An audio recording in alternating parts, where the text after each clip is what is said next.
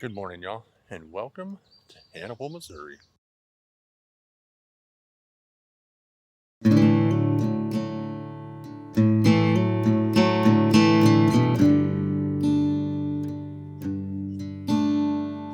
Right now, we are at the Hannibal Lighthouse, which is in downtown Hannibal. We're gonna go up the steps, check it out, and see what we can see. So, on this side of the lighthouse, you have to take all these stairs to get up there. But word on the street is there is some handicap parking on the other side to make this easier of a hike. But we picked the wrong side and decided to take the stairs. So here we are. So in 1934, the construction on the Mark Twain Memorial Lighthouse began. Metal framework structure covered with sheet iron plywood was completed in less than 2 months. And then in 1935, it's like the 100th birthday of Samuel Clemens. The lighthouse was built as a monument to Hannibal's most beloved son, as a symbol of his years as a riverboat pilot.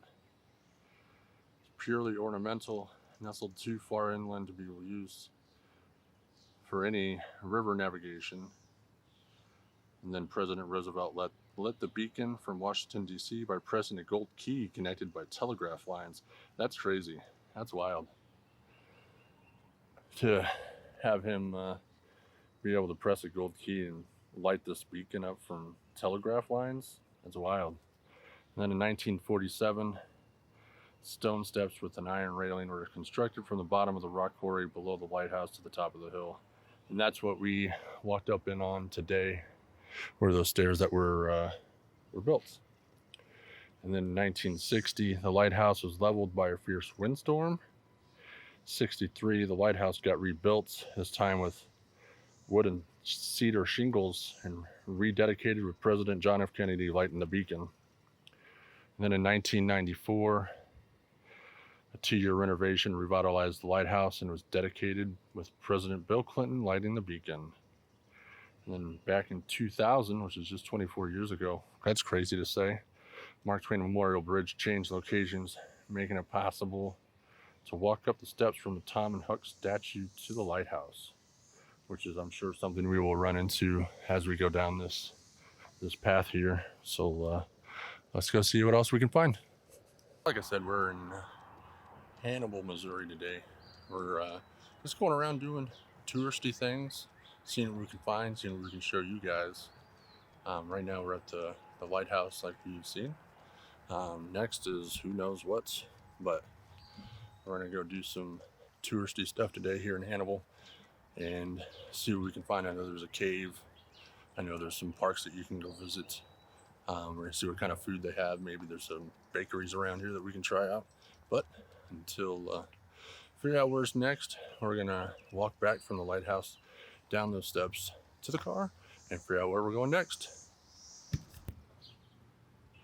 We've made it down to downtown Hannibal. It looks like a historic district area, but we did run into Becky Thatcher's home, which was the home of Becky Thatcher, who, for all of you who are not aware, is Tom Sawyer's first sweetheart in Mark Twain's book Tom Sawyer.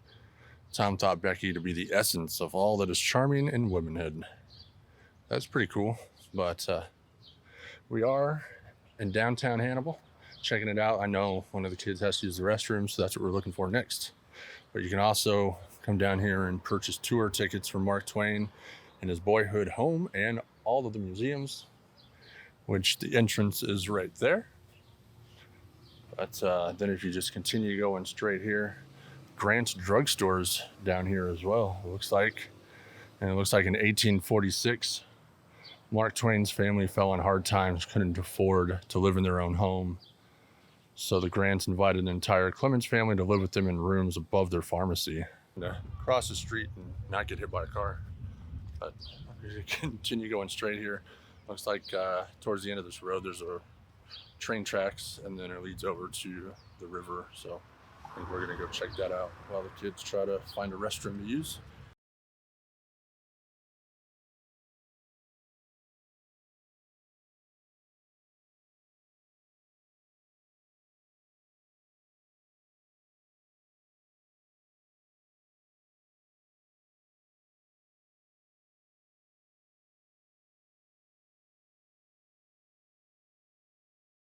walking across the street. Walking back up towards Mark Twain's dinette for some lunch. We'll see what they have. Seems like it's pretty reasonable in price, so we'll let you know how it is.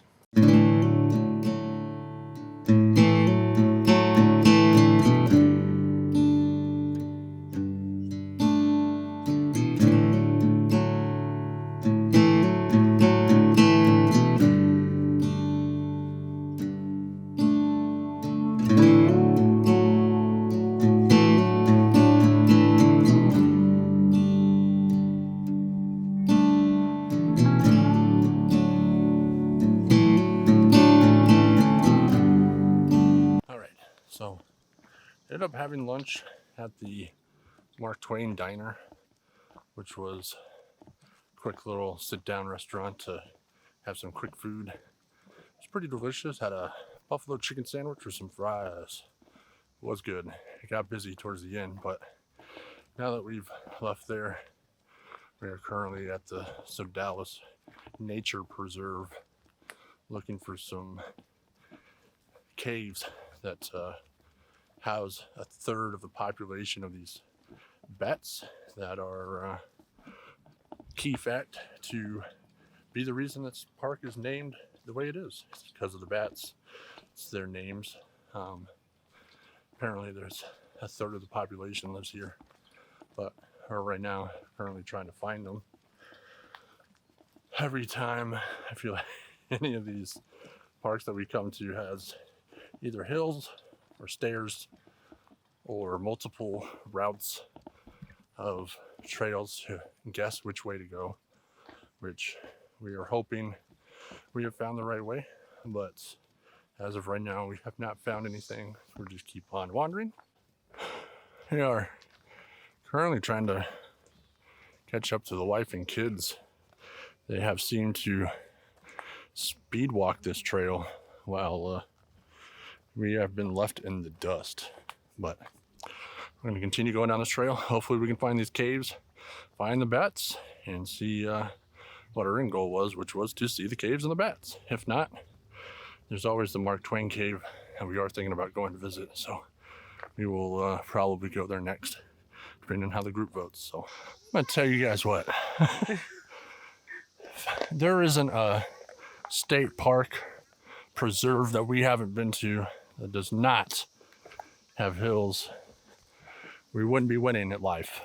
I think we just keep finding them all that have steps, stairs, hills, mountains that you got to climb. It just doesn't stop. I've been walking on this trail for what seems like forever. I don't know if we're gonna make it out, guys. It just keeps going and going and going. Hasn't turned, hasn't gone back downhill. Still haven't found a cave. I don't know if we're gonna find a cave. I've also lost the wife and kids because they've sped ahead. So we'll keep you posted on if we either find our way back or find the caves. Update. Anthony and I have made it back to the car. We never did find the caves.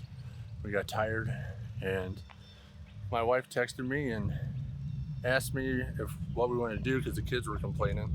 So I was like, just go on back and then we'll go to the Mark Twain cave. Well, they continued on forward. Anthony and I turned around and came all the way back. Luckily, we made it back to the car, and we are currently waiting on them to get back. But they did find the caves on their way because they just continued the trail. So they did end up finding it. But we are waiting for them to come back, and then we'll probably just head over to the Mark Twain cave, take that tour. All right, everyone, we finally found the caves. Let's see if we can see any bats. Yeah! Looks like there's a bat cage. So the bat we finally found it. Oh, it just got cold all of a sudden. Ooh, it feels really good over here. Oh, there's like a thing where the bats can be around. So there must be bats in here. I don't think you can see it though. It's so See if we can see anything. Endangered species area. Stay out. This mine is under surveillance, and nature bats live in the mine year-round. Disturbing or harming bats on their habitat is a violation of the Endangered Species Act. Penalties include fines up to $50,000 and a 1-year prison sentence. Feels amazing though. It's nice and cool. But I don't see them. Hey, I think we might have found another one.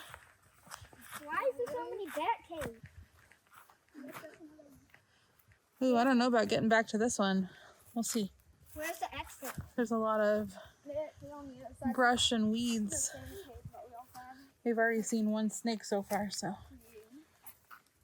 Probably just there. This is super cool.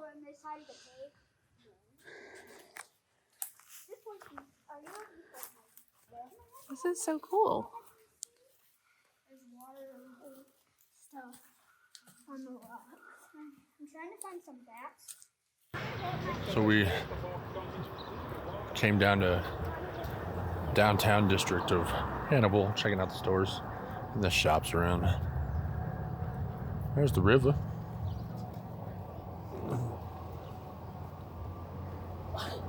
Sidewalk's broken. We gotta go around. Hey, you can't put it into the room.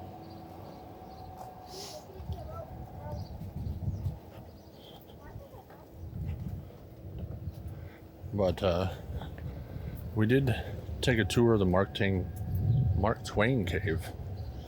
So I will throw in some clips right now for that.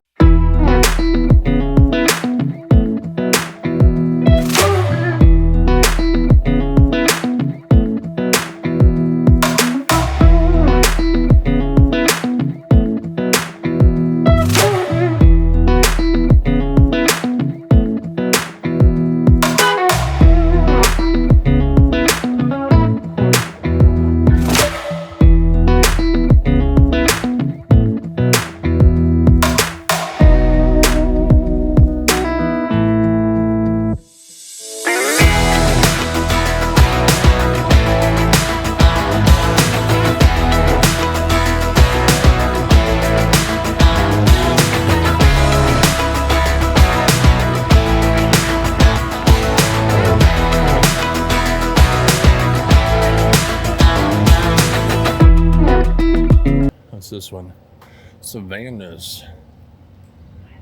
That one's closed.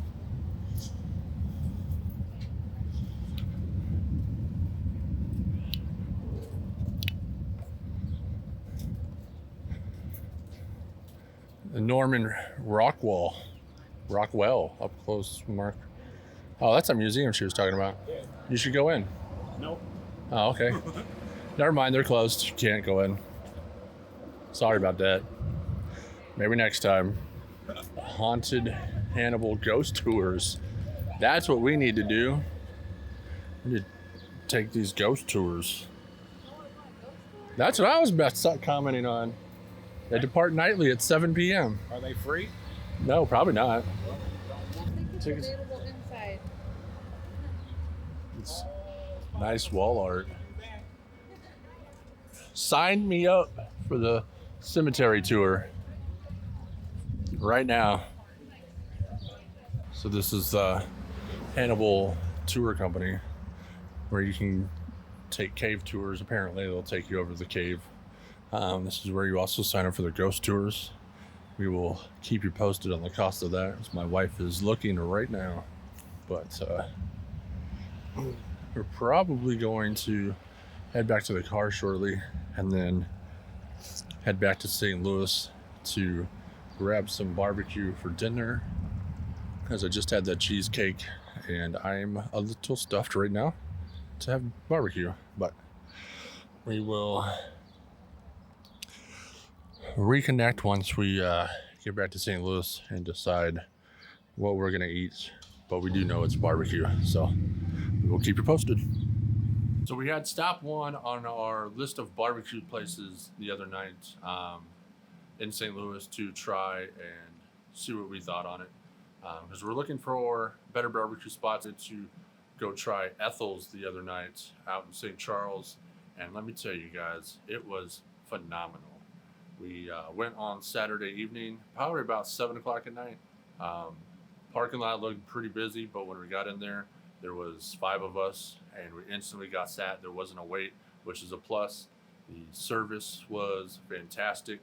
I ended up getting a meat platter, which came with brisket, came with 3 ribs, and then pulled pork, and then 2 sides, which was mac and cheese and baked beans. I just want to say the ribs were fall off the bone, amazing, top notch. Would highly recommend getting.